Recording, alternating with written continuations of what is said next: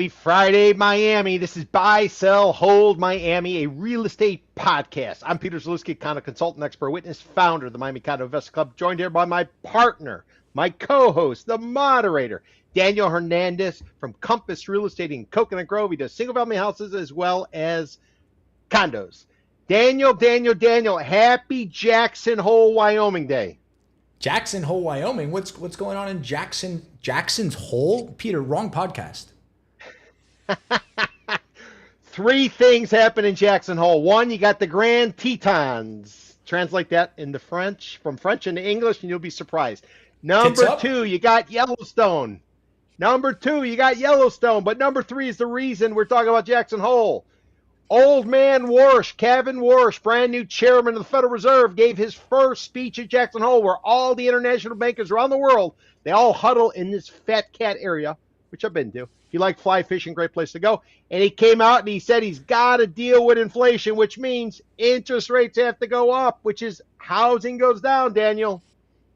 So that's interesting because I'm pretty sure that who's that guy who lives up there on Pennsylvania Avenue? I'm pretty sure the guy that put him there wanted interest rates to go down. Yeah, what's his name? The Donald, right? Donald Trump, as we know, interest rates go up, housing goes down, everybody. And with Kevin Warsh's speech, and this is the most influential speech of the year the Federal Reserve Chairman will give. Used to be Jerome Powell, old man Powell, but he got pushed out because he would not cut interest rates. Kevin Warsh comes out swinging, and he says he's probably got to raise rates. That's not what Donald Trump wants to hear. That's not what anybody in real estate wants to hear. That wasn't on the bingo card for the midterm elections, was it? It was not on the bingo card, but the projections, the anticipation of interest rates going up, a Federal Reserve hike next month in September, 50-50. Many people were saying we're going to get cut. Now it's flipped the other way. We got the 10-year Treasury, which everything's based on, coming in at somewhere in the vicinity of 4.75. It's going to 5, Daniel, and you had 3 points for a mortgage rate. Potato, tomato. Everybody buys cash here in Miami anyway, Peter. At least that's what they'll tell you, right? Well, that's what they say. Peter, I got a surprise for you today. I don't know if you saw it on our shared calendar. Peter, you don't do that email thing, right? You're like Bill Clinton. You don't send your own emails. Well, we got a guest. I'm nothing like Bill Clinton. Yeah, you're much more handsome. Much more handsome than Bill. So Pete, this gentleman I'm about to bring on, he's been on the shared calendar for 2 months now. He was supposed to come on before Memorial Day, and he's just been so busy. This guy, he's a Brazilian architect turned brand creative strategist. I don't know if that's exactly the title that he prefers, but I'll let him tell you yourself. Enrique Dressen, he's the founder and CEO of Elephant Skin. And he says the world is full of dogs. You got to be more like an elephant. So in a competitive market with all these condos going up, you need to hire a guy like him to make sure that your thing actually sells. Either that or you got to pay a vig to a hospitality brand like the Four Seasons or the St. Regis. Why not just pay Mr. Dressen and he can come up with an original idea for you so you can market your thing. So I'm going to bring him on right now and he can tell everybody about, well, who he is, and then we're going to get into the show because he's going to buy, sell, hold with us, Pete.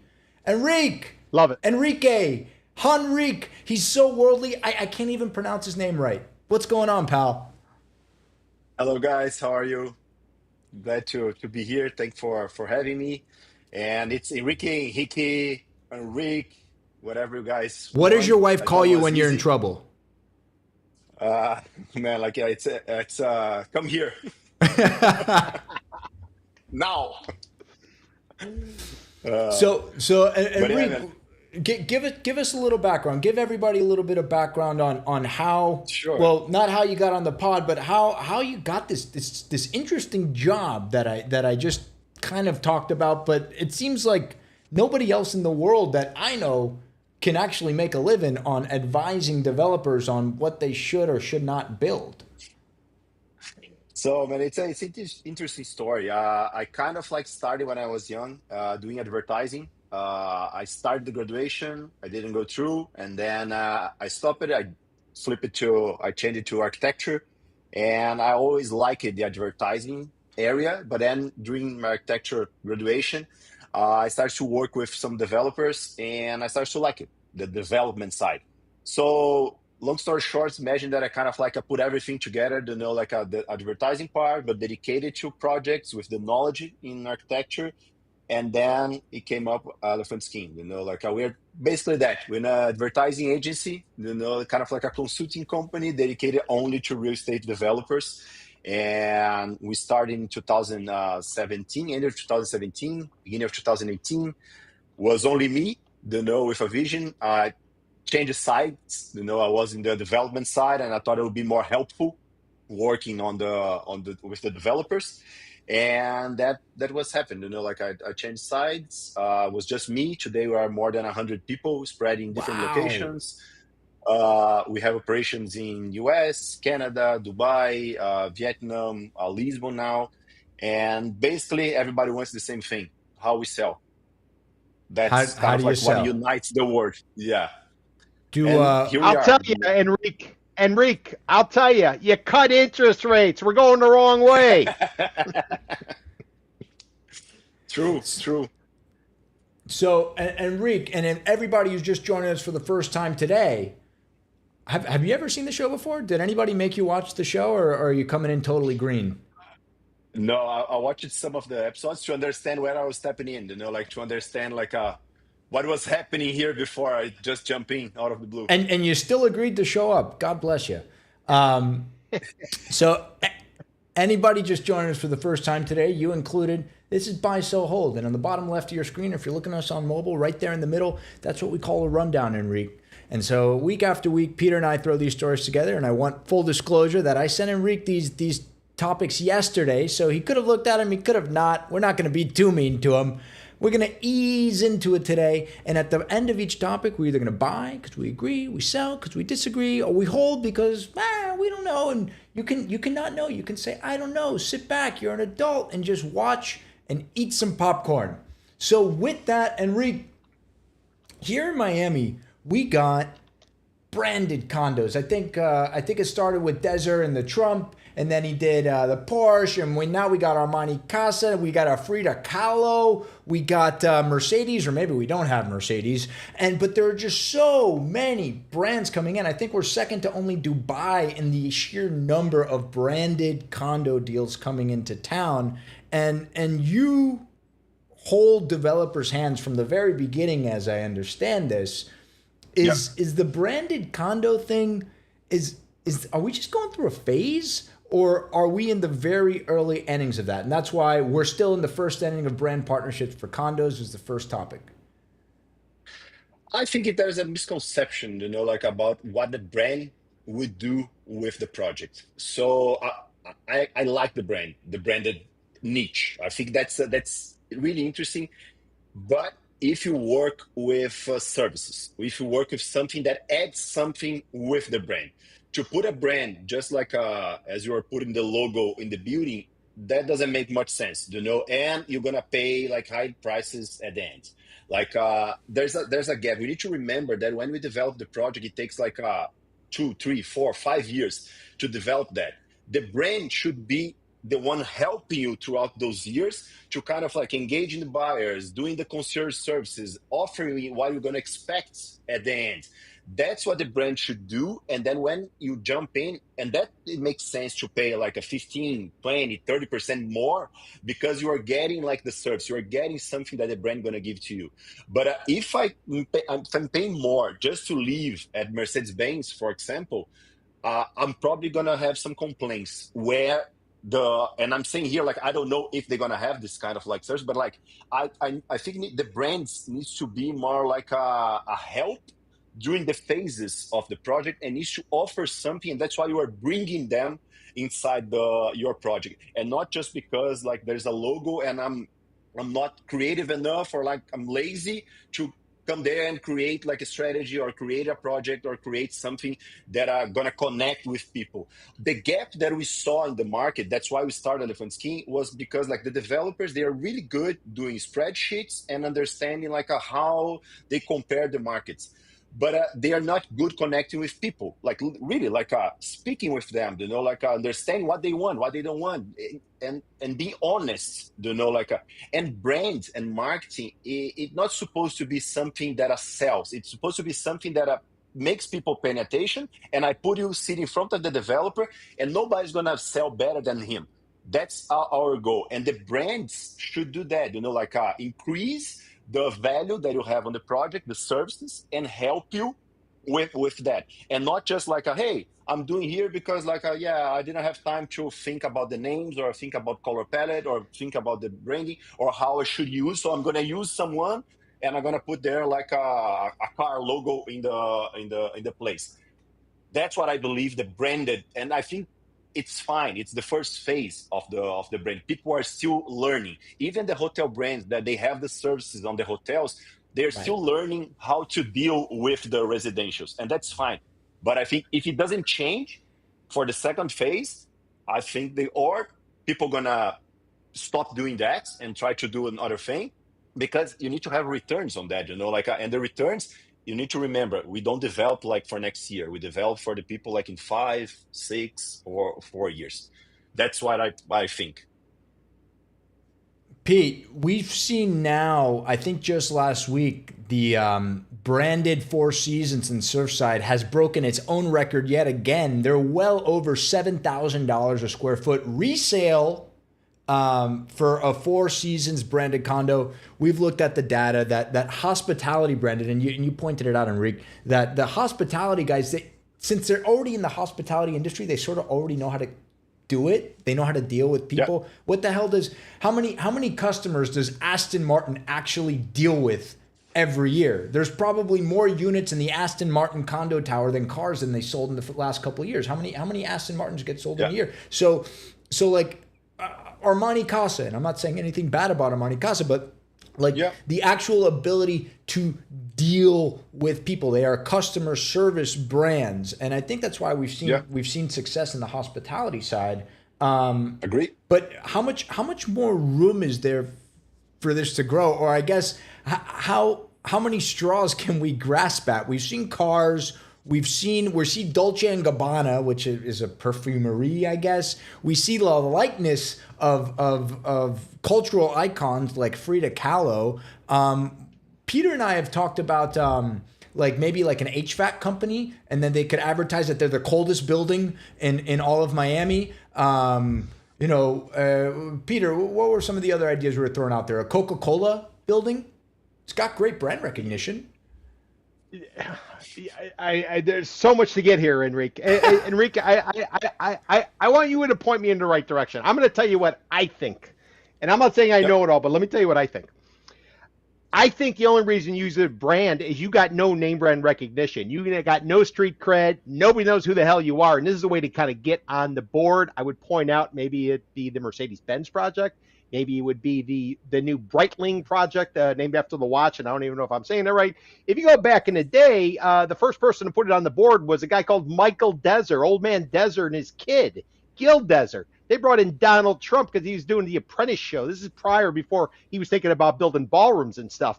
And nobody knew who the hell the Desers were. They came down here. They started trying to peddle condos. They had to bring in the Trump brand in order to sell this stuff.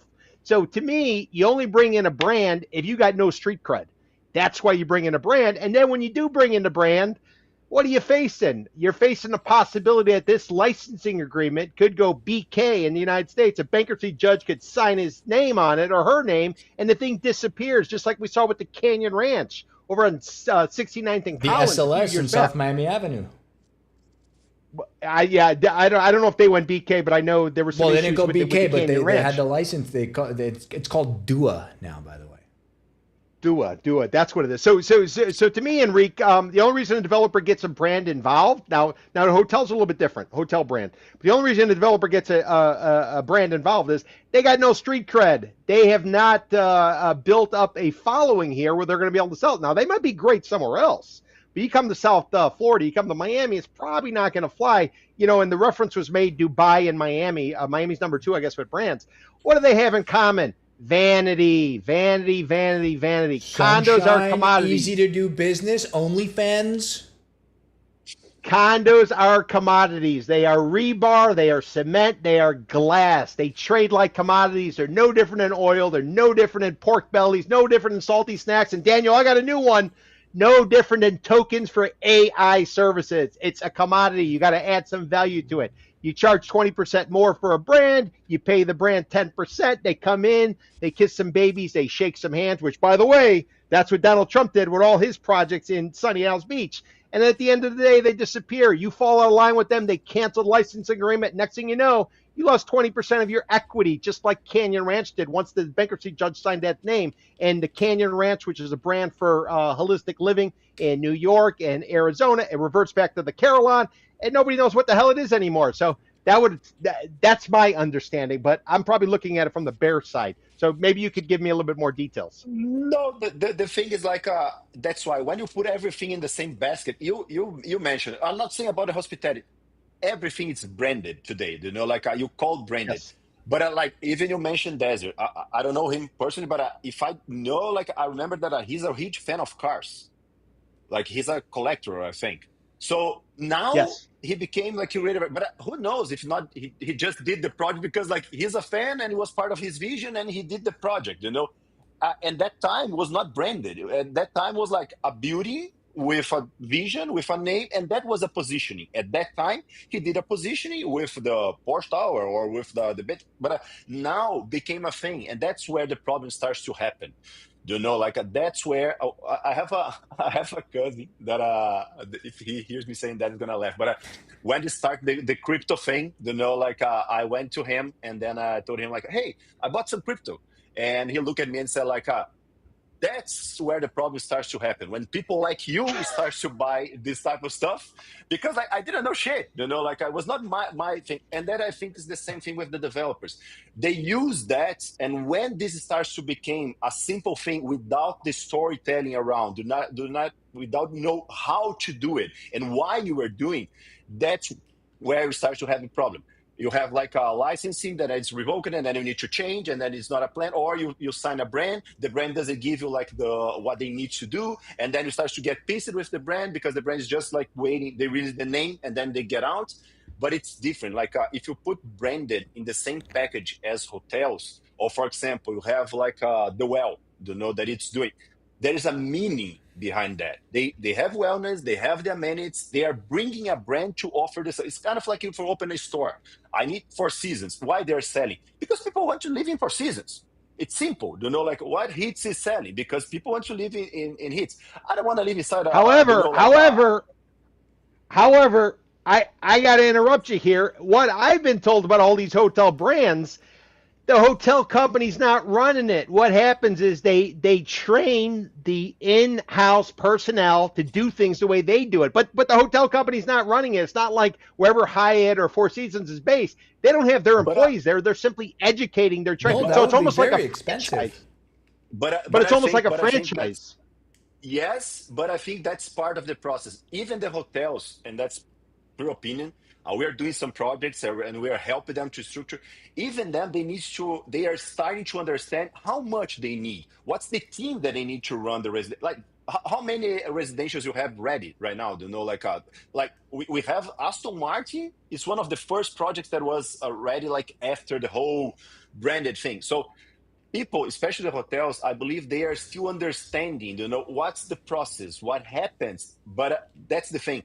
They are not developers. They are operating projects. So they Right. forget again the process between when you launch, before like pre-launch, launch process, and then after you enter. They are really good after you deliver the projects. And that's, I believe, what is the expectation, for example, for Seasons and this kind of like projects. And but like I think Four Seasons is doing a good job. You know, the brand is out there. You know, they're kind of like delivering what they are preaching. So, but again, I think they need to understand more the development process, and that's where we normally jump in to kind of like we're not promising sales or not promising anything, but we're promising that hey, we're gonna hold hands here and we need to review the contracts of the brands. We need to understand if it makes sense or not. We need to understand what's going to happen on the process during the launch. We need to understand if it makes sense to do like a multi-million-dollar event or it makes sense to use the brands throughout. So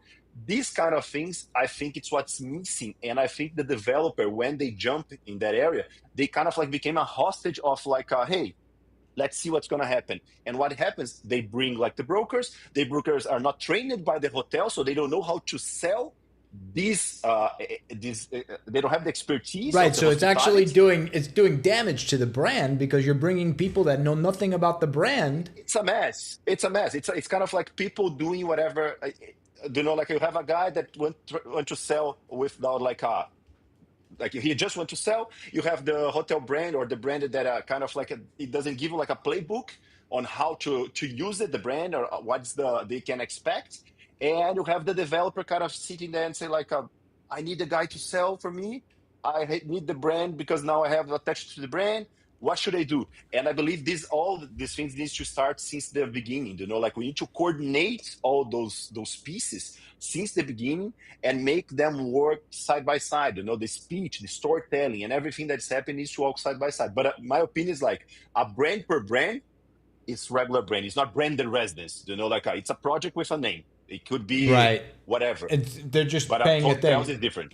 We got to move on to the next. Enrique, well, if I could just ask one question. Enrique, more. let me ask you a question, a big picture. So 1990s, a lot of companies going to China. In order to build stuff in China, you got to go 5149. You got to share how you make it. And China says, yeah, we'll do it. We'll put it up, not a problem. They get the R&D, they learn how to do it. And you know what they do? They start competing. Our developers who are using brands basically running themselves out of business. Maybe some of them don't care because many of them are old. They're not builders, they're operators. He just said it. Yeah, but why can't these brands, once they go through the process of the training wheels, getting paid to lend their name to it, why can't they simply go and do it on their own? Why the hell do they need some developer who's doing a one-off? It doesn't make any sense to me. To me, it sounds like Apple going into China. Normally, they are doing the opposite. Like the brands want to sell the assets. They want to. It's easier to keep operating. Instead of the process of development.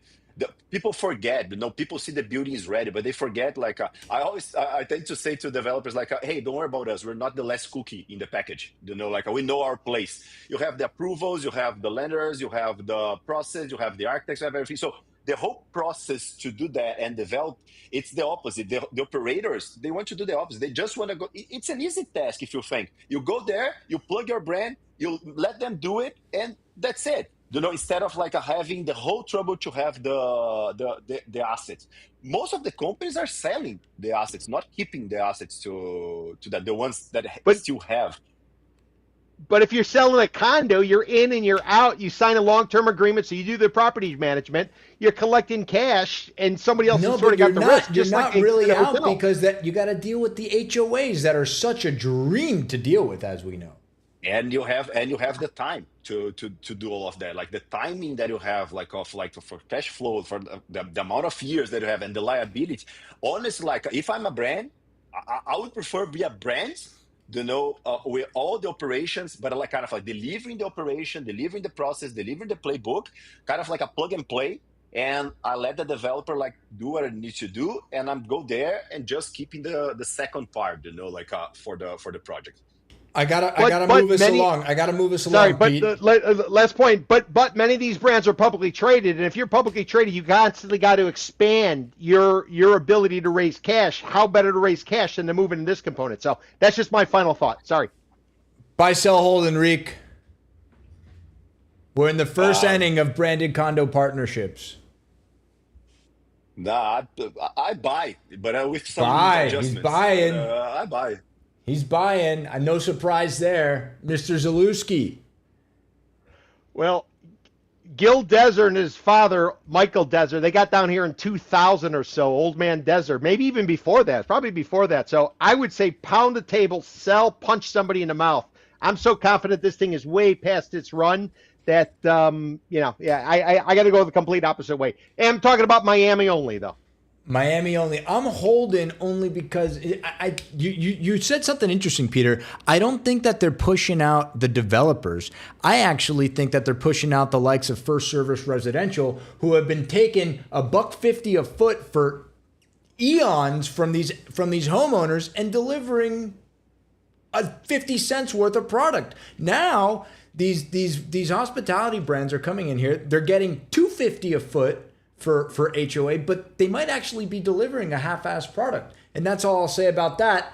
This parlays straight into the next topic, though. Building is easier in Miami versus the rest of the world. Enrique, you are a well-traveled guy. You can say your name in no less than 16 and a half languages. You got offices in Vietnam, Brazil, all over the world. I'm going to say Dubai, which is kind of our mortal enemy here in Miami. But that's what I want to ask you about. I want to ask you about Dubai, right? So a developer John calls you. John's a good, strong American name. And then a developer also named John, because there's a lot of Brits living in Dubai. John from Dubai calls you. They're both developers. They're both building buildings. What is John from Dubai asking you that the John from Miami isn't asking you, or vice versa? Or do they all just want the same thing, to get their cash and get the hell out? They normally want it's similar in some ways. They want everything for yesterday. They want to launch like tomorrow, and they want to sell everything like on day -2. So like And if they can't do it, it's your fault. kind of like we help like with the problem. But anyway, like the question that you asked, like it's a similar way to kind of like buyers. But if it's easy, then the rest of it, no way. Like Miami and people, Miami, it's challenging, man. Like it's a really difficult. Imagine like this: we do things. I'm gonna use Brazil as an example, okay? Brazil is a country, and you have like you can enter in Brazil through north to south to center. You can enter throughout like all of the gates that you have in Brazil. Imagine that Miami is not a city, Miami is a country, because you receive so many cultures, so many people, but you have only one door. It's kind of like everybody kind of like enter Miami through the same door. So they normally speak with the same people, they have the same people approaching. What Miami needs, it's hard because people come here and they kind of like became afraid of the language, afraid of like the investment. So they start to see for people like, how can I do business? How can I develop?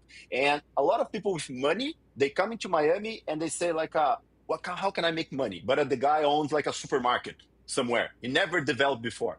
But in Miami, they told us that like, hey, we need to do development because development is a good thing. And you need to put your money on development.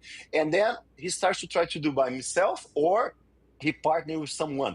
But they don't do research. They don't do like, it's kind of like people in the gates, of the entrance, kind of like say, hey, what are you going to do? What are you going to do? And that's, I believe, where the problem starts to happen, and that project starts to have problems, and then the process, because it's a place. That's why you have like a lot of people in Miami, like old school developers, that's still there, and people, they keep doing what they are doing. And what happens? You have like developers in Miami that goes up like 1 year and down the next year, and you have like developers that are there like doing maybe one project per year for like forever, and they are there. Like because they know how to do it, but it's hard to access these gates. That's not the entrance of Miami. That happens where you start to understand how the market works. You need to understand what's your people, and you need to understand that real estate, it's not for everyone. If you have a building, you have like 100 units, you cannot sell 102. Two people gonna be out. I need to be more like focus on who is my audience, who is my people. Like what people do I need to sell and build the project around. So I don't think Miami is easy at all. Like I think Miami is really, really challenging. The markets are like if you are one tip that I give to a new guy that is coming, it's like, if you are enter the market and you are putting a project in some location because it's booming and everybody's there, especially in Miami, you are too late. You're too late. You're late. So you are too late in the process. So Peter always says, and I'm probably cutting Peter off here, but he says you need 3 projects to be taken seriously in this town. The first one, you're gonna spend way too much money. The second one, you're gonna get screwed, and then by the third one, well, Peter, what happens after the third one? They start taking you seriously in town, huh? Yeah, a developer comes in from out of town. They think they know everything. They're going to bring their school of thought. I would compare it to what would be a Cheshire cat living in a mansion. Next thing you know, it gets thrown out in the alley and it gets scraped or it's beat around and everything. You need 3 deals on the board of Miami. Until you do it, it doesn't matter who you are. We got a boy from Russia who came here. He's a billionaire throwing around cash. He's gotten his ass handed to him, though. And now ultimately he's done 3 deals. He's still walking straight. I don't know if he's still as pretty as he was, but at the end of 3 deals, now you're legit. Now they need to bring you out. Why? Because you know the rules of engagement. You know how it operates. You know where you're going to get shaken down by this city and this general contractor. Shakedown in Miami? No, we don't do that here, Peter. So that's what I'm saying. So it's almost like contractors. Contractors will put out their license and they'll sign off on something. You do all the work and then you pay them for their expertise and for their access. That's effectively what a developer, in my opinion, who's done 3 deals can basically do in Miami. And the other ones who come here, they're one and done. And let me give you a perfect example. Mr. Alan Faena came up here from Buenos Aires, Argentina. He was rocking and rolling. He's back, baby. He's back. He's back. He's back. He had the hat. He built a cultural center. We had the Faena district. One and done. He left, sold his house. And you know what? He said, maybe I got the taste for it. Let me come on back. So he went from building on the Atlantic, Miami Beach. Now he's going to North Bank of the Miami River. And you know, he sold out. He sold out to that aforementioned Russian, by the way, where he's putting the Amman now. Vlad's putting the Amman on the old Faena, the old Versailles site. Yes, that is correct. That is correct. So I would just sort of point that out there to everybody. I mean, this is a tough market. Enrique, I would say Silicon Valley does technology. Miami does condos. We get people from all over the world here, yourself included, who come here. They bring this school of thought. They bring this expertise. And that's why our condo market is so dominant. That's why we're able to do what we do. And that's why we see stuff ahead of the curve. This is a laboratory for research and development related to condos. As is Dubai, but Dubai's a little bit easier because they're backstopped by all the oil and natural gas money. But here, this is competition. This is effectively, if you want to know what Miami is, next time it rains, and it hasn't rained this hurricane season, I want everybody to go and rent the movie or look up the movie called Gangs of New York. That is what the Miami condo market is. Every developer is one of these different gangs, and they're battling it out in early Manhattan, trying to figure out who's going to dominate the city. And we are all privileged enough to be able to watch it and laugh and criticize at them. Well, hey, Peter, last week we were actually talking about it, and it's only occurred to me now. You know how we were egging on all these guys to put their name on the building instead of putting the brand? Faena did it. Faena is the only guy who actually put his name on the building. And now we're laughing. But hey, you know what? Hats off to him. He's the only guy with enough balls to do it.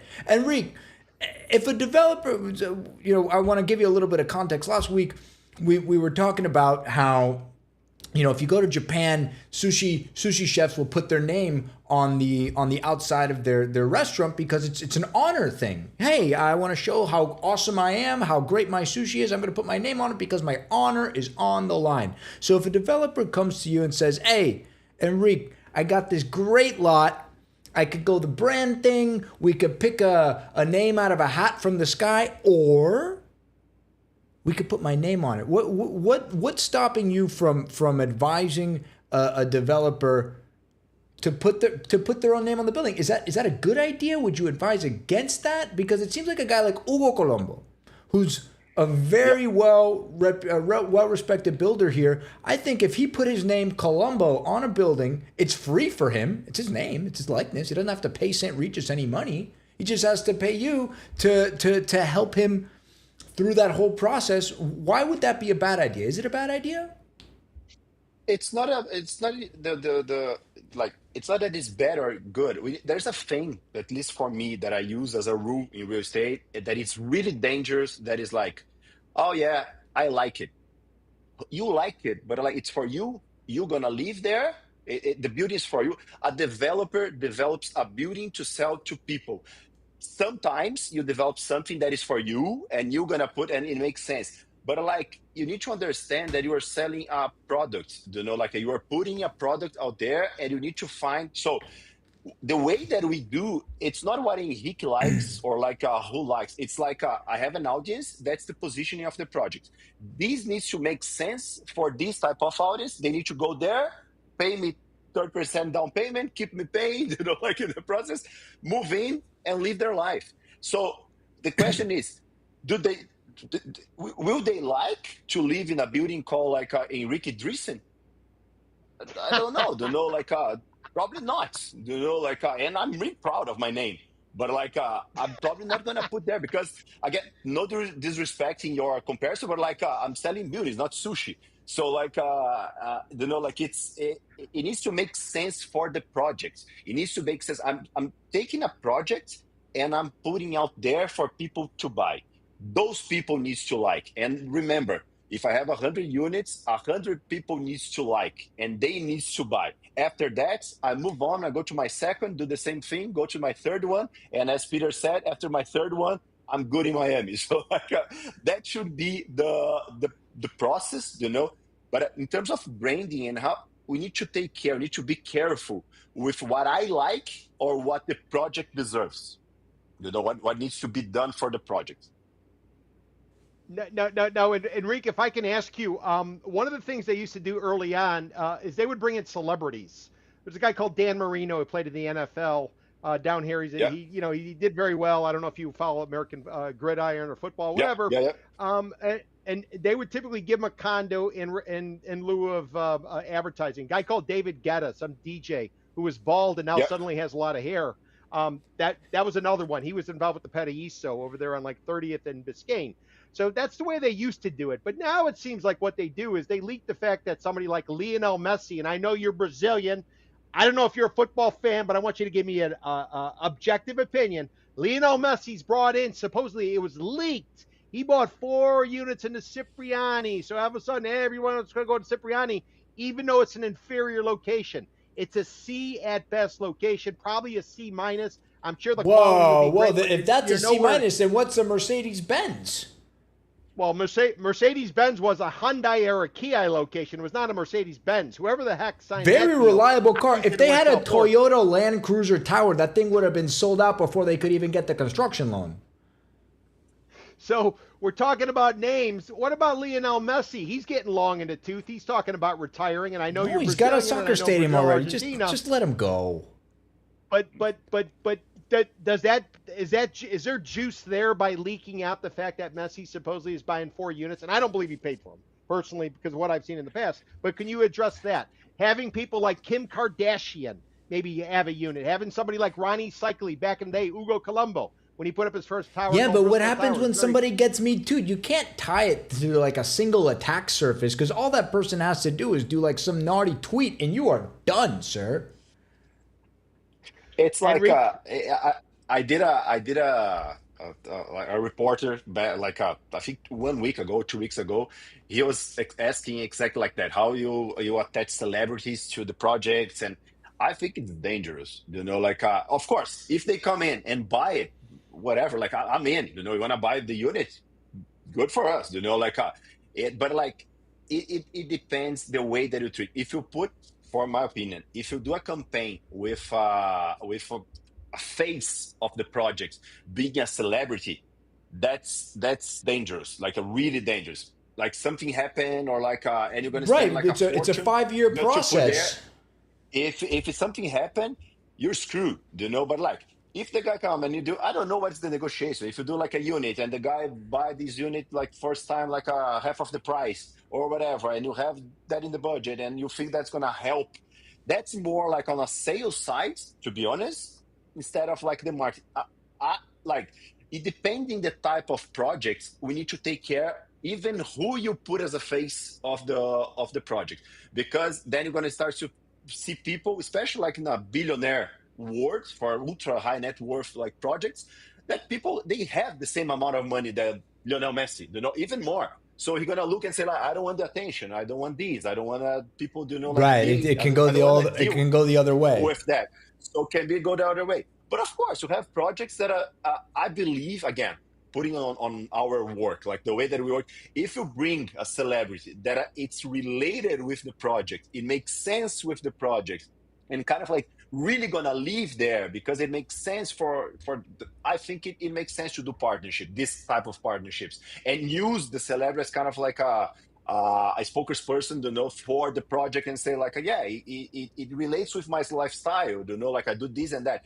But that's like a 0.5% of the times that this happened, to be honest. Normally. So Enrique, as a Brazilian, and I'm sure you're a fan of the national team, would you buy in a Lionel Messi building who represents Argentina? But it was designed by Zaha Hadid and built by Ugo Colombo. The problem But you see The a problem. Messi. You see a Messi Are sign when we? you're pulling in. You see what is it? A Boca. You see a Boca, which is like the junior team Are we? in Argentina. Are we? Are Would we? you Are buy we in that live? condo? Are we live? Can we edit later? No, just kidding. Because the problem is we are raised not being allowed to cheer for Argentina. So I can, I cannot leave like a 20 meters Don't make him from answer Lionel Messi. that. No, just Don't make him answer that. All right, but just kidding. hey, We Enrique, love that. But Like he's an it's honest hard to hate broker. him. It's hard to hate him. He's a like but building is easier in Miami versus the rest of the world. I think you already answered that one. Peter, buy, sell, hold on you. Sell, sell, sell. I'm a sell. yeah. Sell, sell, sell, sell, sell. All right. Hey, you guys heard of Adam Newman? He's a Scandinavian gentleman.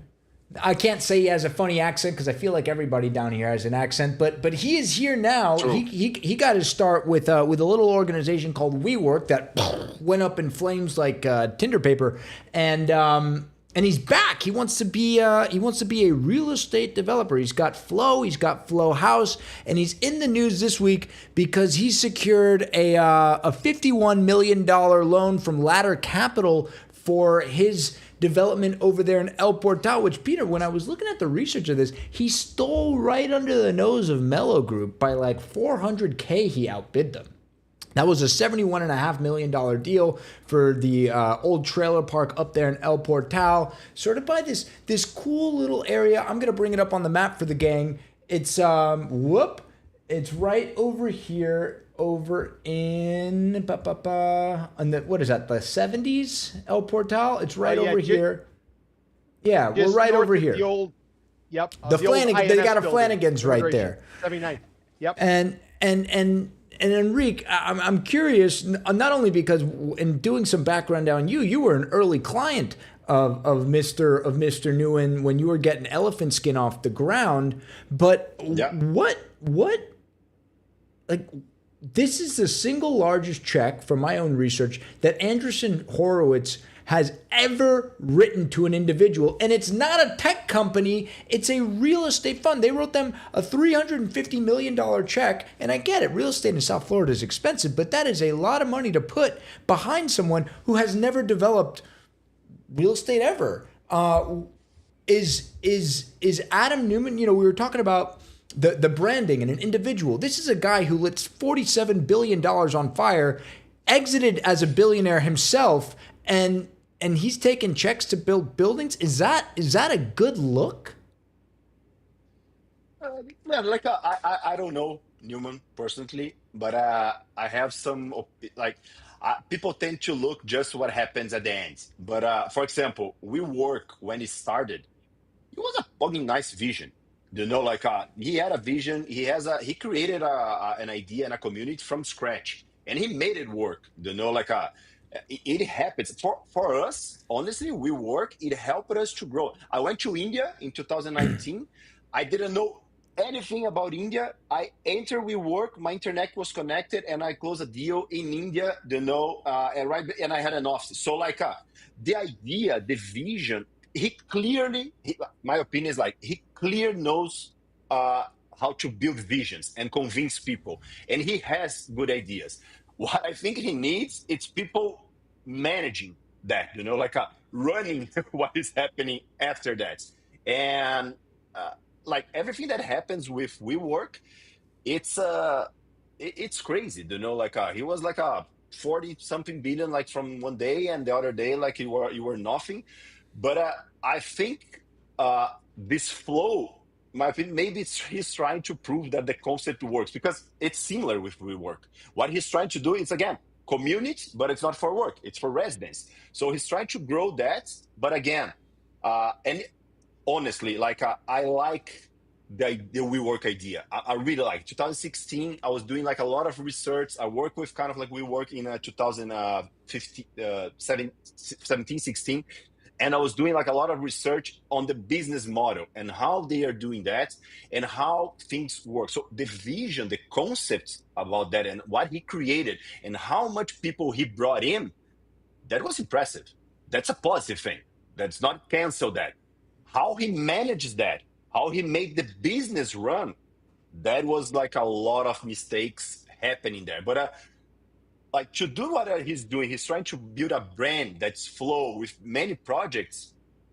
I believe in the brand, to be honest. I think it can work if he doesn't do the same mistakes that he did before in terms of management and the background thing. Company is a company, man. You need to have certain limits to know that you need to run as a professional company. And I try. When I opened the company, I used to tell like, hey, every Friday we're going to do barbecues because we're not going to work on Fridays. I work on Friday, Saturday, Sunday, I need to do things. So we have those crazy ideas when we start things. In his case, it was like a really skyrocket thing, that became, his start was like a 40 billion thing. But again, I believe that the residential thing, there's a niche for what he's doing. If he manages properly, I think it's going to work. And probably with the history, I think the guy that puts some money, he probably has some securities, like how he's doing what he's doing, for the investment. Peter, I want you to chime in here because you pulled the veil back on some buys that happened with the Flow House condo project, because there's two sides of this, right? There's the condo side of Flow, and then there's the multifamily side of Flow. Multifamily being rentals, which is this community thing. And by the way, this isn't his first whack at this. There was a pilot program back in the day called We Live, which was like a dormitory style living, and then you could go to work every day in the We Work. And I think there's a vision there, but on the condo side, because he took over this condo project, and he didn't really sell many to individuals, did he, Pete? No. He wasn't able to sell them to one-offs to individuals, so he had to bundle them and sell them to who? Private equity. The guy's got relationships. He's got the hookups. He's got the access. Listen, if he was on the West Coast, he'd be rocking and rolling. Problem is, he's on the East Coast. I have a cousin lives out in San Francisco, Walnut Creek, and I went out there and they were thinking about moving to Miami. And I asked her, said, "You got any questions?" She goes, "Yeah. Do you guys recycle?" That's her first question to me. We don't recycle here in Miami, just to be clear. I thought it used to go to Malaysia, or it goes to the incinerator. Do we even have an incinerator anymore? No. China's not buying it anymore, and they used to dump it in Cambodia and whatever, a bunch of different stuff. But the point is, Adam Newman's perfect, but not for this coast. He's like Larry Page of Google. He's like Mark Zuckerberg of Facebook. He's like Alex Karp from Palantir, who got run out of Colorado, so he came on down to Florida. I got a little surprise for these guys. What they're doing in their hometown is no different than what developers who come out of town and come to Miami try to do. One and done, and they piss off. Now, because of access that Adam Newman has, he's going to be able to peddle condos, but does he have long-term? Is there duration? Does he have staying power? Will he be able to fight to live another day? It's one thing when the market's going up and everybody's a rock star and nobody needs any kind of advice. It's another thing when it starts to get tough and you start to grind it out. And then, like Warren Buffett says, you don't know who's swimming naked till the tide goes out. So I would just tell you, Adam Newman is going to be the poster boy for representing the West Coast influx into South Florida in 2021, 2022, 2023, when Florida Governor Ron DeSantis said you don't have to wear a mask because all the big bad blue states are mandating it. Also, two companies said you could work from home, and Miami Beach said you could get out of the police car on Ocean Drive and you could twerk. Those were the go-go days. That's when Adam Newman's pitch, his shtick made sense. Now, we're going to a little bit different market, and if he's not a developer, he's going to get chewed up and spit out. That's why, like Enrique said earlier, the developers who just do it year after year after year, they know how it's done. 3 deals on the board till you're legit. I would short. If I could short this, I'd short the heck out of this because the guy hasn't done anything here. Great with Regis and all that stuff, but take the concept, brand it out, give Enrique a call at Elephant Skin, tell him what you want to do, let him set it up, and go with a real developer. Adam, you're never going to do it. I don't care how much money you tap into. You're not going to do it. But here's tell us, Enrique. They have to listen to me yap every Friday. You say it now. No, I would say that like he was. I understand this West Coast East Coast thing that you mentioned, but like he was always like on the East Coast. He was We like got the WeWork everything started started in New like in New York, right? York, New Right. York. So, but I understand the concept. I understand what you were saying. But I But the think what money's he coming from should the do, West Coast. I think what he should do that I like it work. Let's get attached to the first concept that we were talking about, the branded residence. He's a good guy that understands how to take a brand and plug with a developer. If he takes flow, the amount the community that he's building, and put attached to a respectful developer, I think that should work like really well because he doesn't need to jump in the developer side that it's a gangs in New York film. But But that's what he like did with if he You like Shatreat. that? You like Shatreat that gangs in New York? Shatreat but didn't finish their project. They wanted to take money off the table. Adam Newman said, "I got all the money in the world," and he took that project. He didn't have to. Has Adam even put a shovel in the ground, Pete? No, No. no, no, no. He hasn't put a honestly, shovel in the he ground. No. honestly he has something that for me it's really important in the people forget the developer, the reason like why you are a developer, because you're going to develop a new thing. You're not supposed to go there copy and paste. You're going to understand the area, you're going to understand the place, and you're going to have a vision. He has a vision, and it's a good thing. If he map it out and find the amount of developers that doesn't have idea on what to develop, but already got the land, already got everything, and the spreadsheet it's bright and shine, and the numbers are there. And if you take like his idea, plug there, and make it work, that could be a good branded. But I don't know if this is even considered today like a branded resident, because it's. But I think in this case that should work. And again, he has the people that are gonna put the build up. He has everything that's gonna run, and he has the vision and plug the brand, so he can create the community. What he's good at. You know what? But Enrique, there's something called a change order. You start building because you're a general contractor, you love them, and all of a sudden you got a change order and you're getting jammed up here, you're getting jammed up here. That's why a Brazilian developer, one of your brethren, told me when you come to Miami, it's not about how much you make, it's about how much you leave with. Because at the end of the day, Miami Yeah. will chew you up. And shout out to Vlad with the Una, shout out to Vlad with the Masoni, shout out to Vlad with the office building. And many of them walk away, they're one and done, although Mr. Faina has come back. Mr. Fine is back. But Enrique, you said something interesting, and I was thinking about this before we came on the show. So you look at these venture capitalists. The venture capitalists, they're not Tyco Capital. They're not some family office out of Brazil. This is Andreessen Horowitz we're talking about here. So these guys have a risk tolerance that no one.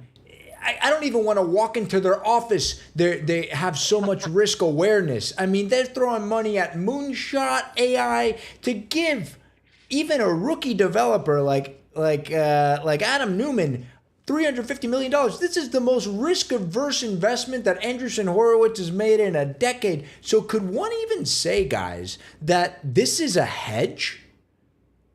They're like, you know what? He knows the brand thing. Why don't we just surround him with some smart kids who can do spreadsheets and underwrite these deals? Just make sure he doesn't overpay too much for stuff. And then if all this AI stuff goes to complete hell, at least we got these assets. But that's why, like, I don't honestly, with all the history and what I can say here, it's what I think about Newman, and I really believe, and I try really not to judge completely. I put in separate ways the vision and the guy doing business. I think there's a line here, and the bad and the good parts. But I don't know how was the deal. I don't know if like he put 350 and like the Newman gave like the assets that he has as a guarantee. I don't know. I don't know how it happens. They just like to So throw the big numbers this around. this part, yeah, this part, I really cannot judge and say like, because it would be different if he goes there and say like, I'm gonna give you 350, but you give him like I don't know, that amount of money like in assets as a guarantee, because I don't know if this happened, and I'm not saying that happens, but with the whole history, that changed something. I think like if I have the money, I would invest on him on that vision. Yes and no. I would separate things really clear because again, I like the vision that he did for WeWork. I don't like him running the business, the way that he's doing. So bring him in to be like on the board, to kind of like direct what you're gonna do, what type of products, but like have a true developer. My prerequisite would be like, okay, who's your co-developer? Who Right. are Who's your in? Tim Cook? Who, exactly. But again, I don't know the backstage. Like I don't know how was the negotiation in terms of the money thing. All right, I got to move us on and keep us honest with time. This has been titillating, by the way, and we're 55 minutes in, and I'm only going into the fourth topic. Enrique, I'm going to ask you, can you stick on for an extra 10 minutes? I know everybody else wants to go to happy hour, but guys, you got to hang out with us. Buy, sell, hold. Newman's unlimited cash is flowing into Miami. Seems like it is. I'm a buy. I'm a buy. I'm buy. Peter? Yeah. Get on the I'm choo-choo gonna train. Begrudgingly be a buy. All right. So we had sent Enrique another topic, but then there was some breaking news, Peter, that our boy KB, Ken Billions, that's Ken Griffin, if you're just joining us for the first time, has closed on part of Moishe Mana's ginormous assemblage over there in Wynwood. For a little bit of context for Enrique or anybody joining us for the first time, Mr. Mana, who we talked about last week, we talk about quite a bit because he owns quite a lot of real estate in town. He got here in 2009 when he bought what is currently known as the Mono Wynwood convention site. If you've ever been to the Real Deal or been to a concert for like a B or C band, you've probably been to Mono Wynwood. And there was a rumor back in January, just a rumor, unsubstantiated, and if whoever the intern was who leaked this, if you need a job, buy, sell, hold, we're taking interns. It's not paid though. There was a rumor that the Ken Griffin camp and the Moishe Mana camp, they got together and they were talking about a $700 million holy cannoli transaction. Both camps said absolutely not. That is just a rumor, and they squashed it. And then yesterday, Real Deal, around this time, about 24 hours ago, they came out and said that sources point that it was indeed happening, that some of parts of that assemblage had already closed on, and they don't really know what it's going to close at. $700 million, $1 billion. We have no idea. And this is coming off the heels of back in January, Ken Billions already bought a $300+ million office building just across the way there. So is Ken Billions becoming the largest landowner in Wynwood? What the hell is he going to do with it? Is this count as his third, fourth, fifth project? I don't even know how many projects Ken Billion has going on in Miami. All I know is that Moishe Mana has a big tax bill and a heavy carry, and Ken Billions is apparently taking him out. So, fourth topic for you guys. If Ken builds it, they will come. What the hell? My hair is on fire. If they don't come, he brings everyone. So like, well, he brings everyone, but I mean, one of our topics last week was putting the cart before the horse. I mean, is Wynwood the field of dreams of Miami, or just the most expensive parking lot in the United States? Ooh. Yeah. Okay, a couple things. Ken Billions got no proven track record in real estate here. Anybody who's advised him on real estate is terrible. Ken, you want some good advice about what you ought to be doing with your real estate, because all your purchases so far, you have overpaid. I know you got more money than God. I know you're collecting half a penny off every stock that trades. But that being said, your real estate instincts are terrible. Moishe Mana bought a BK bankrupt foreign trade zone. How the hell does a foreign trade zone go BK? How does it happen? They don't trade. It happened there. Moishe was able to pick it up for a song. Wynwood was a disaster. Moishe went in there. He took advantage of what old man Tony Goldman was doing, getting Wynwood off the ground, buying stuff from a guy called Larry Mizrak. And what happened? Moishe's going the way of a guy called Tony Cho. That's an old school name.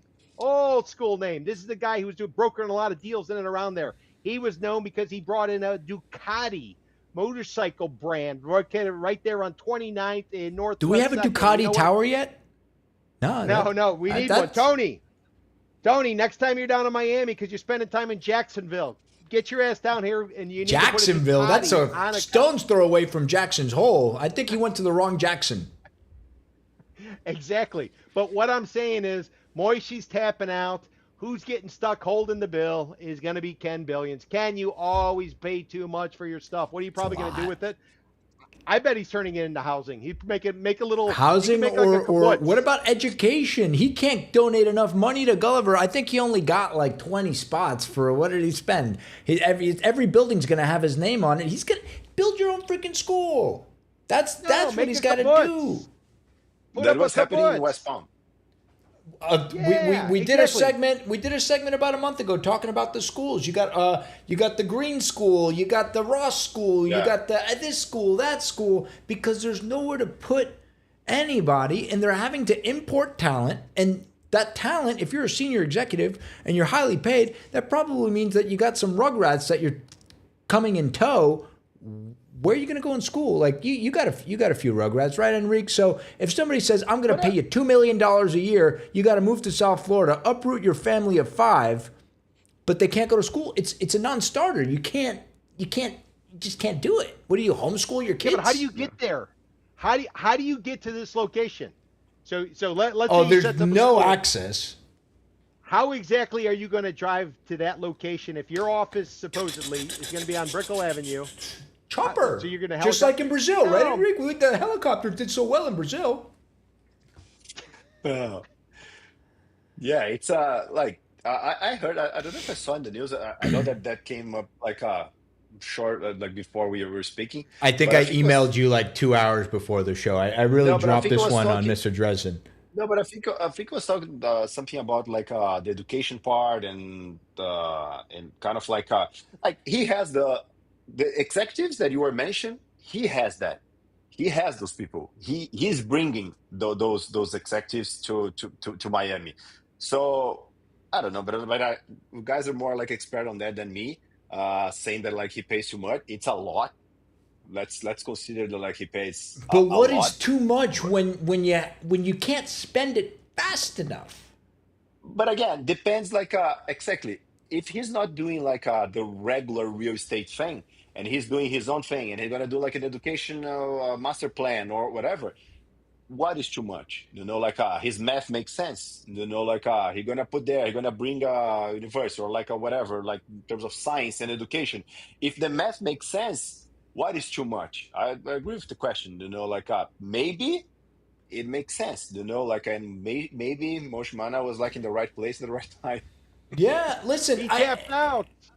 Moishimana, he needs Moishi hasn't built anything down here. He's got to build. He needs it for Flagler. Yeah, he came in the right time. He's talking about legacy. He's getting long in the tooth, Moishi. Hey, and Moishi, get your ass on our podcast. I want to ask you a bunch of questions. But what I would say is Moishi needs the money in order to do Flagler. In terms of Wynwood, it's played out already. Yeah. You got Michelin star restaurants. That's not what it was. People, locals aren't going to go there. It's going to be a place where people are going to parachute in. He's building a neighborhood. This is not the Tony Goldman Wynwood. This is not the vision that Goldman had. Goldman wanted to make a Soho. This ain't going to be Soho. This is going to be like this is going to be Ken Billions' vision. But he's got no vision. That's the point. He's not a real estate guy. He's great. Hire this guy. Maybe they needed some advice from the guy sitting below me over here. I mean, it's a lot of land. We're talking like 30, 40 acres here.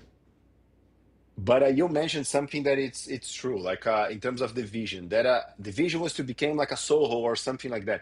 But in Miami happened something that people start to do everything for yesterday.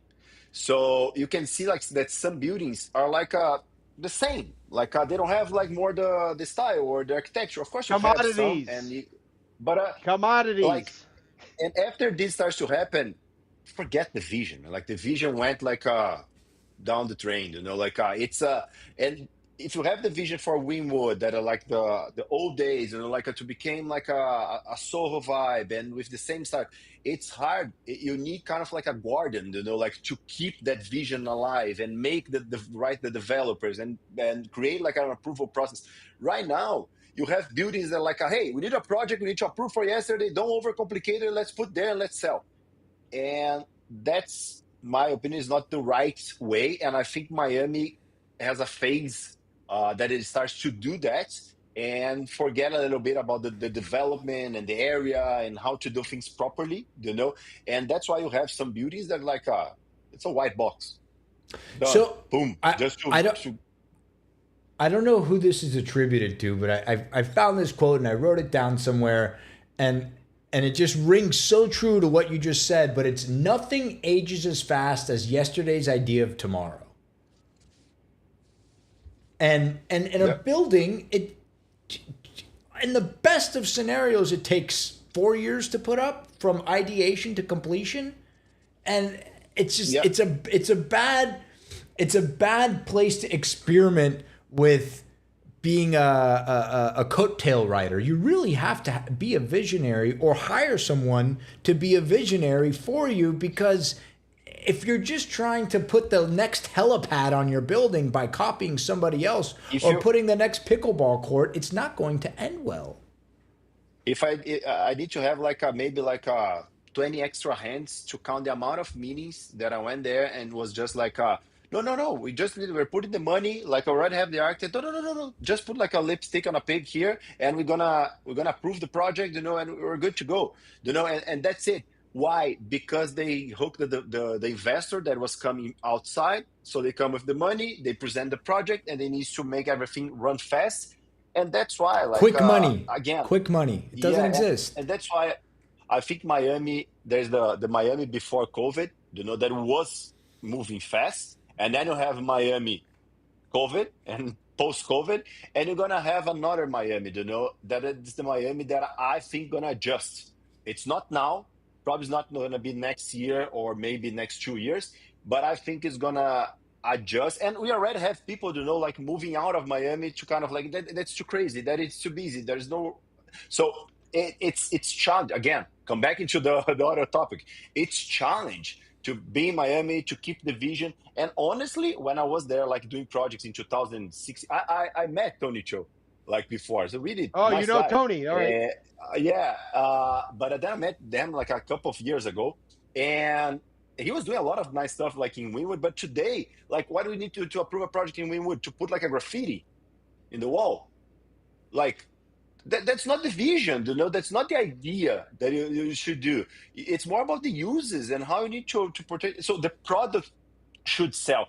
I did the interview that I mentioned about the celebrity. Like, if you put something, you need to do a question. Your project without the brand or without the celebrity or it sell by itself.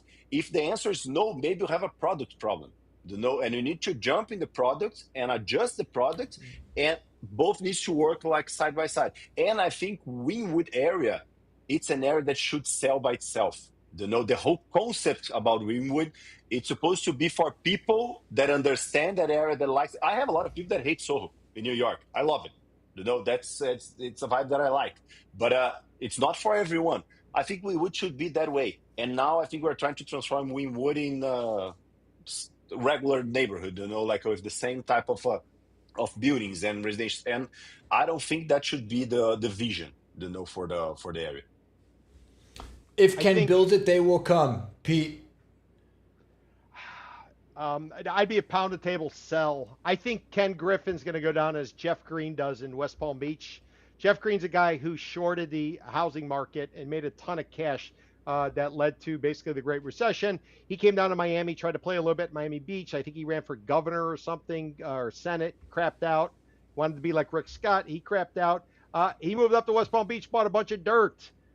Does anybody even know him? You mentioned West Palm Beach. Nobody's even going to drop his name. I think The that's what Green Ken School. Griffin's That's kinda it. He's one of the guys who are building one of these schools, right? Yeah, Ken, listen, what you need to do is build a big ass data center, put your housing on top of it, make it all nice and good, and everybody will be No. happy. Make a data center, Ken. Tear that Mana Center, old foreign trade zone, rip that damn thing down, put up a data center and housing on top. He's just I'm sure going to be these can like, fine nah, ecologically. the data center thing in Miami. By the way, talk about yesterday's idea of tomorrow. Manny Medina built a data center downtown before anybody knew how to spell data center. Moishe Manas had data centers in New York and New Jersey before anybody knew what information technology was. I got to keep us honest with time, though. If Ken builds it, they will come, Enrique. gonna hold. He's going to hold. I'm going to hold with him. I don't have Smart man. enough information about this. I don't know Yeah. what parcels he's doing. I don't know what the plan is. They're probably going to throw AI into the mix just because it's a buzzword. Ken still hasn't taken us out to lunch yet, which I'm clearly upset about. Maybe someone in Enrique's camp knows somebody at the Griffin camp and they could put us together. Or not. I don't want to put you on a spotlight, but you know what? If he invites us to lunch, Peter, I'm going to pass it through by you. But you think we can invite Mr. Dresden with us? Maybe that's the only way we get in. Actually. All right. Only if he picks me up because I haven't had a car since 2013. All right. Last one of the day. Thanks for everybody for hanging out with us. I know it's Friday, but this is great. Thank you, Mr. Dresden. So Miami for 100 years, we have been tooting the Wall Street of the South. But the reality is, we're the cruise ship capital of the world, of der Munde, as they would say in the old country. I'm not German, but hey, fatherland, right? So, cruise ship capital of the world, $61 billion a year, and that includes cruises and cargo, and that's Port Miami, the Dodge Island, that where Government Cut is. Enrique, have you ever taken a cruise out of Miami? Are you a cruiser? Not not out of Miami. I Mean, just did one cruise in my oh, life, where? like one. It was in Rio de There you Janeiro. go. So, It was the but only cruise that I did, but like we did many cruise ships in terms of projects, but and never that's why I wanted to one way. include this on the rundown. So Enrique, Elephant Skin doesn't just do developers. I saw there was a case study on your website, something about a ship. So Yeah, I brought it up because we've been talking a lot about branding condos. Well, cruises are basically real estate that floats, right? So do you kind think of like to there's take the building and flip it and put it on the right? water It's and just make it it. float.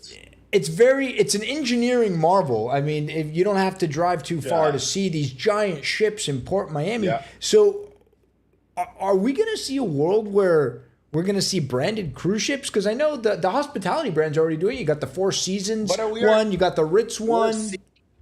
we're seeing already. Like I think it was Alo did a yacht thing Aloe, like with Alo, Air, Land, Alo, the brand. Ocean, the Yeah, yeah, yeah, athleisure. yeah, yeah.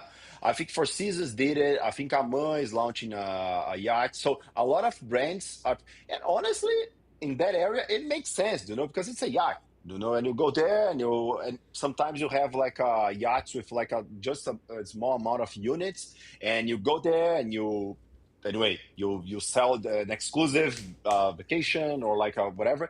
So it makes sense, but some brands are doing that already, and we have a project right now that happens in Brazil, and it's a branded one with a hospitality company, and we did a partnership with Azimut, so they kind of like have this collaboration. So it makes sense, but of course, it's not like cruise ships. We're talking about like big yachts, like Right, super like ultra it's a luxury white yachts. label kind of one-off experience. I've seen, like, if you go to Antarctica, you can get on the National Geographic. And does National Geographic have its own boat? Yeah, Maybe they do, but I think they charter a vessel and then they slap the brand on it, and that's the experience I'm going after. I want to go hang out with wildlife but photographers.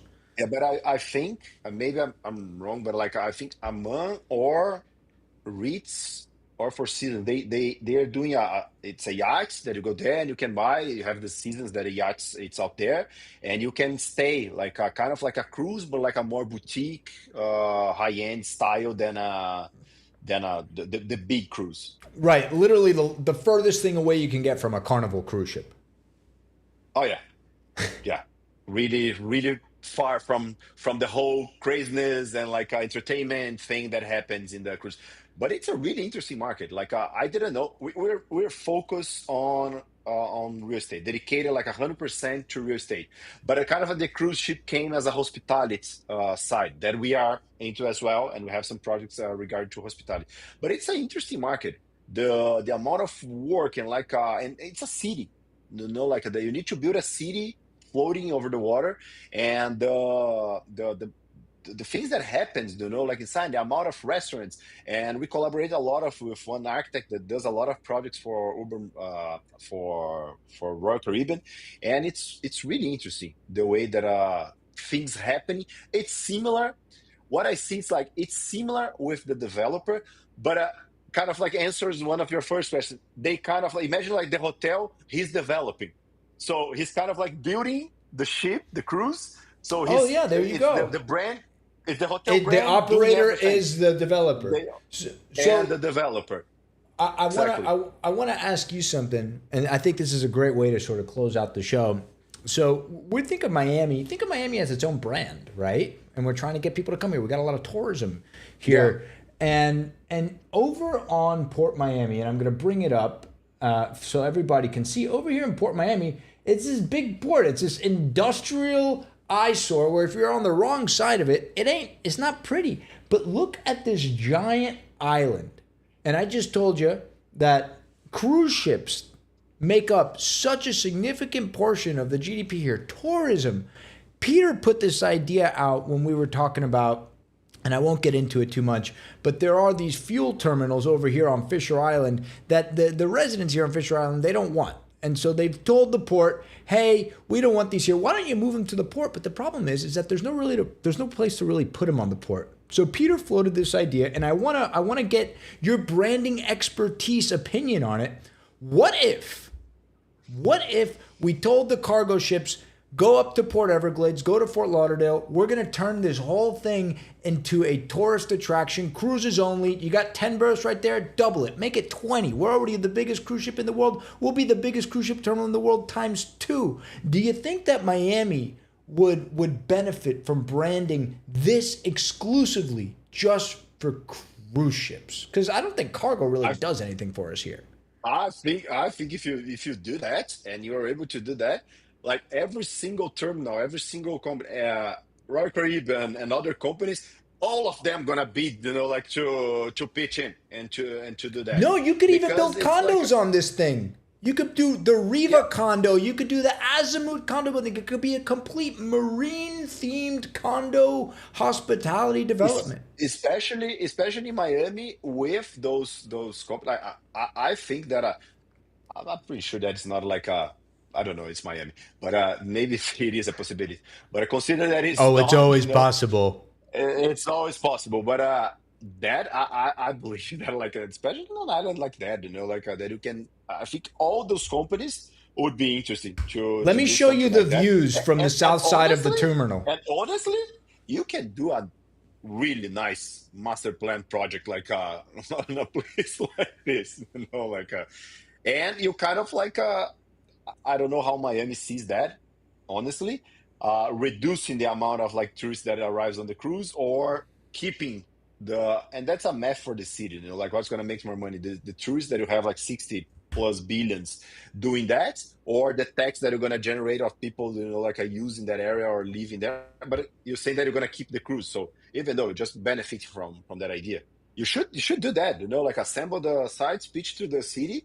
And that's a good idea. Oh, we pitch to the city every Friday at 4:00 here. If you're part of it today, we don't know if anybody's watching. Apparently they are, because they did finally start that Ludlam Trail, Pete. I love it. They did. You know, Enrique, we were saying with the gantry cranes, which moved the 20-foot containers of TEUs, 20-foot equivalent. We could put bungee jumps on there, make those rides. So you could almost turn it into a downtown Disney, but for adults. And you could have parties. You could have Ultra there, any big festival going on there. You got cruises around the side. You put in some infrastructure. That thing could be a cash cow, just like David Beckham's doing with Jorge Mas. Honestly, and Messi out with that new stadium. You have a lot of like places that kind of like regenerated the port, and that became a big thing. Like I have a lot of Washington D.C. did that with the Navy Pier, right? Washington D.C., Puerto Madero. Anyway, Navy Pier, Chicago, Argentina, Buenos Aires, Old Man Faina. Oh yeah, the Faina district over there in over there in Buenos Aires, absolutely. A lot of good cases, that it's just so valuable. I mean, yeah, how many sure. how many acres is this, Pete? What's the acreage over here? Let me ask AI. Well, what I would say, and it's got a tunnel. You can control access on, access off. You can do something like they have in Singapore. Remember when Donald Trump met with the North Korean leader? They went to some little secluded island. You could turn this thing into anything. Or you know what? Put data centers there, Daniel. Let's just line up a you series on the of data center centers. That would be thing? perfect. I'm gonna cut off your AI account. That's what we're gonna do. We're gonna stop your AI token usage. All right, guys. I gotta call it, but I want to say thank you to Mr. Dressen. 520 acres. 520 Wow. acres. That's like way more than Ken Billions just took Moishe Mana out of Wynwood for. I mean, hey, buy, sell, hold. Miami is the cruise capital of the world or the Wall Street of the South. If it's the Wall Street of the South, you're going to sell it for me. If it's a cruise capital of the world, you're going to buy it for me. I think I'm going to go to the buy My man, for the I'm cruise. buying. I know where this guy's Yeah, going. yeah. Peter's a buy. Yeah, I'm a buy on the cruise. Wall Street South, that's 100 years old. Hey, by the way, 3 weeks to the Yeah. 100-year anniversary of the Great Miami Hurricane, which basically stopped the Great Florida Land Boom of the 1920s and ultimately led, some would argue, Black Friday, the Great Depression, in addition to protective stance by Old Man Hoover. But that's not going to happen here. It's an El Nino year, Peter. It means very dry Atlantic basin. I mean, come on. I know you only watch the Spanish language news meteorologists, but they tell you the same thing. Hey, I would watch the Portuguese ones too if there's a good channel that you could recommend, Enrique. Enrique, thank you so much for coming on the show. Did you have a good time? I hope Man, it Peter was wasn't fun. too mean to you. No. No. It was Ah, fun. come It was- on. it was- I think it was really nice. You guys It was really nice. Look, this is a guy. Everybody, if you want to come on the show, guys, or if we've asked you to come on the show and you're kind of blowing us off because you think we're going to be awful, we're not. We're fair. We have a good time. And Rick, you can come back whenever you want. Thank you. And we'll put a pin in that conversation when if Griffin reaches out to us, we'll let you know. But if he reaches out to you, you got to let us know. And it's kind of like a suicide pact, okay? Okay. All right. I commit With to that, all right. With that, everybody, that's episode number 66. It is September next week. Does that mean it's Labor Day next Monday? That is freaking incredible. Yeah. The sunlight is shining down at around 7-ish in the morning. I can tell that the light is changing a little bit. But we hope you all had a great time. Thanks for hanging out for a whole hour and 22 minutes with us. We'll see you next Friday, as we do every Friday after that, at 4-ish p.m. Eastern. Thanks, everybody. Ciao.